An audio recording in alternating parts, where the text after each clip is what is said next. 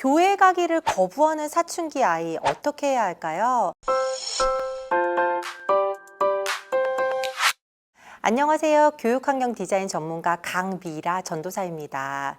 사춘기 자녀 양육은 생각할수록 시간이 갈수록 더 어려워집니다. 사춘기 아이를 키우시는 부모님들 참 수고가 많으십니다. 그래도 결국 이 시기가 지나간다는 희망을 가지고 잘 지나가 보도록 해요.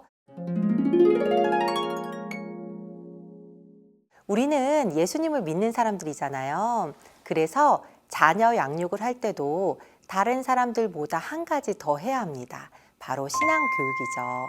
다른 사람들은 그냥 학교 공부만 지원해주면 되는데 우리는 성경 말씀도 가르쳐야 하고 다들 학교와 학원만 보내면 되는데 우리는 교회도 보내야 하죠. 특히 민감한 사춘기가 되면서 교회 가는 것을 거부하면 아주 난감합니다. 이 문제로 아이와 부딪히기 시작하면 부모님도 신앙의 근간이 흔들리기 마련이에요. 제가 중학교 3학년 때 일이에요. 당시 제가 출석하던 교회는 저희 집에서 차로 20분 정도 가야 하는 곳이었어요.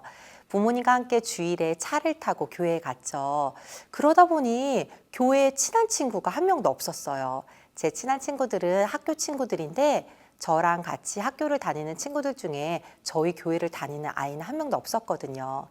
매주 낯선 아이들 사이에서 뻘쭘하게 예배를 드리고 서먹한 상태에서 성경 공부를 하는 시간이 곤욕이었습니다. 제 친한 친구 중에 아빠가 목사님인 아이가 있었어요. 교회도 저희 동네에 있어서 그 친구 교회에 친한 친구들이 많이 다녔죠. 저도 그 교회에 너무 가고 싶은 거예요. 그래서 부모님께 그 교회에 가겠다고 말씀을 드렸습니다. 저희 부모님은 저를 보내주셨을까요? 교회를 안 가겠다고 한 것도 아니고 예배를 잘 드릴 수 있는 교회로 가겠다고 한 거니 들어주셨겠죠? 어림도 없는 얘기였습니다. 한 번도 화를 낸 적이 없던 제 아버지는 그날 처음이자 마지막으로 불같이 화를 내셨습니다. 학교 책을 모두 바닥에 내동댕이 치시더니 네가 아직 미성년자인데 부모님 슬하에서 예배 드릴 게 아니면 학교도 다닐 필요 없다 라며 책을 불로 태우시려고 했어요. 어머니가 겨우 말리고 저는 계속 울고 어찌저찌 사건은 마무리되었습니다. 그 후로는 입도 뻥끗 안 하고 계속 부모님과 함께 교회에 갔어요. 꽤 오랫동안 아버지에게 서운한 게 사실이었어요. 그런데 시간이 지나고 보니 그날 아버지가 그렇게 해주신 게 참 감사하더라고요. 전 교회에 예배 드리러 가고 싶었던 게 아니라 친구들과 함께 하고 싶었던 거였어요. 물론 예배는 드렸겠죠. 그러나 부모님의 눈이 닿지 않는 곳에서 어떤 신앙 교육을 받는지도 모른 채 방치되었다면 지금의 제 신앙은 없었을지도 모르는 일입니다. 물론 잘 믿을 수도 있었겠지만요. 그날 아버지의 단호함 덕분에 저는 악착같이 교회에 적응하려고 노력했어요.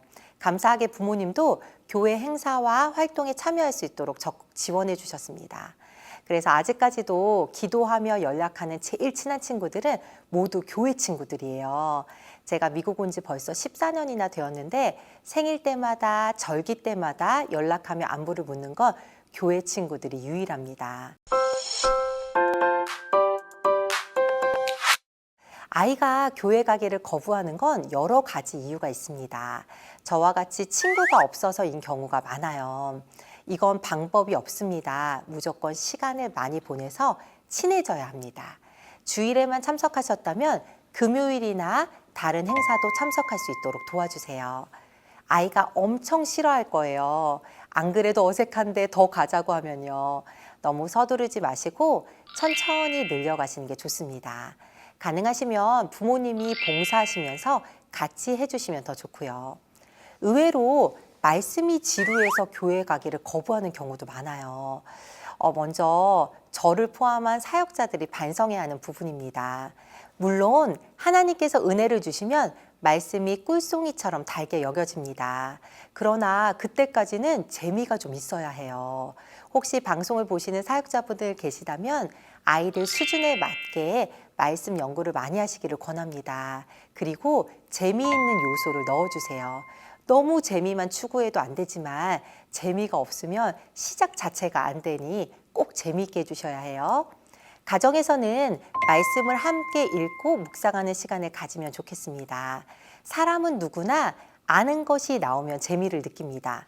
성경을 너무 모르면 아무리 설교가 좋아도 지루할 수밖에 없어요. 그러니 말씀을 가까이 하는 습관을 들일 수 있도록 도와주시면 좋겠습니다.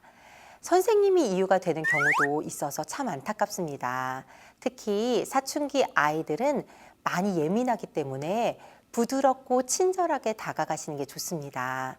아이 성향에 따라 어떤 아이는 아는 체를 많이 해주는 걸 좋아하고 어떤 아이는 거리를 두고 천천히 다가가는 걸 선호하죠. 참 쉽지가 않아요. 가정에서는 선생님들이 귀한 시간을 내서 자원봉사해 주시는 점을 아이들과 이야기 나눠주세요. 아이가 선생님과 친해질 수 있는 시간을 만들거나 감사를 표할 수 있는 카드나 작은 선물을 전달하면서 관계를 쌓는 것도 하나의 방법이 될 수 있습니다. 너희가 하나님의 성전인 것과 하나님의 성령이 너희 안에 거하시는 것을 알지 못하느뇨? 고린도전서 3장 16절 말씀입니다. 우리 자신이 바로 하나님의 성전입니다. 우리 아이들도 하나님의 성전입니다. 하나님의 성령이 우리 아이들 안에 거하기 때문이죠.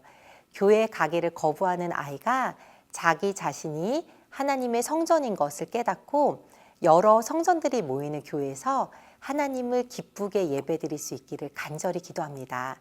우리 부모님도 가정에서, 교회에서, 삶의 현장에서 아이들과 함께 그렇게 예배드리기를 바랍니다. 다음 시간은 사춘기 양육 마지막 시간으로 사춘기 양육에서 가장 중요한 것은 무엇일까요? 라는 주제로 찾아올게요. 모두 샬롬 하세요.